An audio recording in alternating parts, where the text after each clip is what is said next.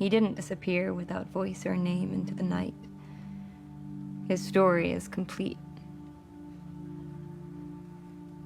And people will remember his name. Bill Farah.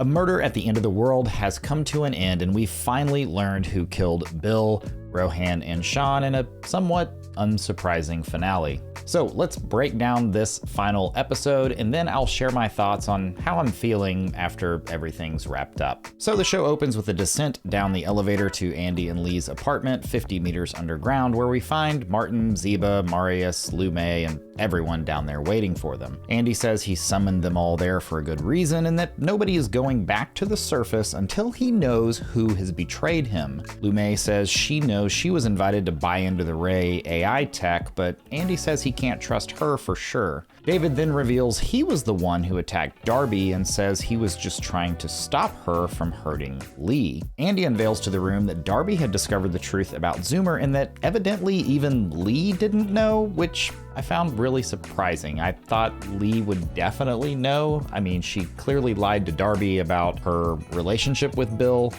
so this was just odd to me. Andy then said he thought he could trust Darby, but then he found her conspiring with Lee in Bill's room. Darby says Andy hadn't told the whole truth, including everything Lee had shared about her trying to escape their marriage. Andy says he had wiped clean Lee's criminal record, which she explains was stealing to support her family. And the group asks Lee why she would try to run away, and Lee says she felt Zoomer was in danger. Andy says he believes Lee is behind everything and that her plan was to kidnap Zoomer, kill Bill, and tarnish his reputation with the world. Just then, Zoomer enters the room, and as he's being taken away, he drops his helmet and Darby picks it up to find Ray inside. And this was the moment that we, the audience, knew that all of these most popular theories about Ray being the killer were about to come true. Darby asks Zoomer if he remembers Bill and if they had played together, and Zoomer says they did at dinner and that he followed up with a house call. We see a flashback to Bill opening the door for Zoomer wearing his helmet and entering with his medical bag. Zoomer says Ray told him Bill was sick and that he needed a shot for treatment. He goes on to say he plugged in the heart rate monitor for Rohan's weak heart as well. Darby then asks to look through Zoomer's bag where she finds the morphine pen. At this point, the characters have connected the dots that Ray was behind everything, using Zoomer to carry out his plans, but they still don't know exactly why Ray would have done these things. They learn that Lume's firewall hack shut down the local network, and that's what locked out Sean's helmet, the only accidental death in all of this.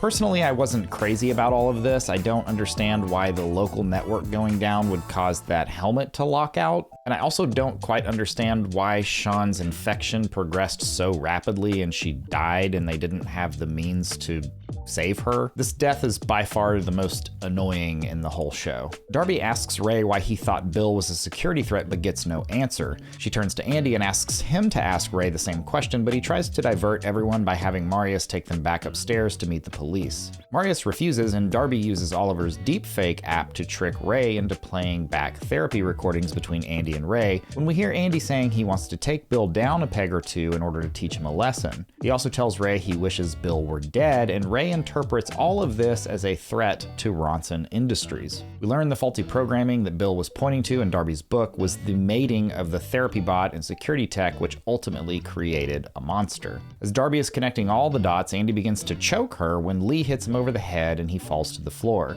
Marius says the police have arrived, but the group knows they aren't safe because Ray is still at large. Lee, Darby, and Zoomer get into the server room and begin attempting to hack the system in order to take Ray offline. That's when they realize that all they need to do is physically destroy the servers, and that's when we get the best line in the show so far. When Lee says to Zoomer, "I'll explain it all someday, but right now, Mommy's gonna start a fire." They break down a laptop, light it on fire, and toss it into the server room, setting everything ablaze and destroying Ray.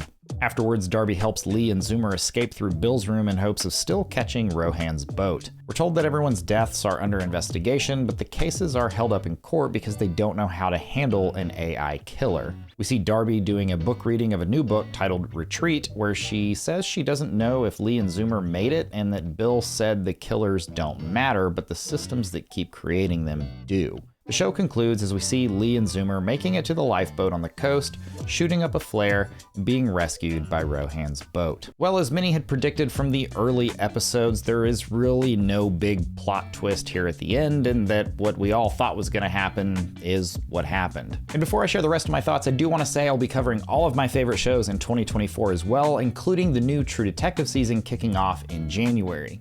So I hope you'll consider subscribing and come back for more videos next year. So yeah, Ray the AI was technically the killer, but I do think his intentions and his reasoning for killing was actually pretty interesting. When I was originally thinking about an AI killer and hearing and reading all of the theories about Ray being the killer, I just had this vision in my head of some like evil AI robot wanting to take down all humankind or something like that. But I did find it interesting that Ray did all of this to protect Andy, but like more importantly, he did it to protect Ronson Industries, the business, the company behind his technology.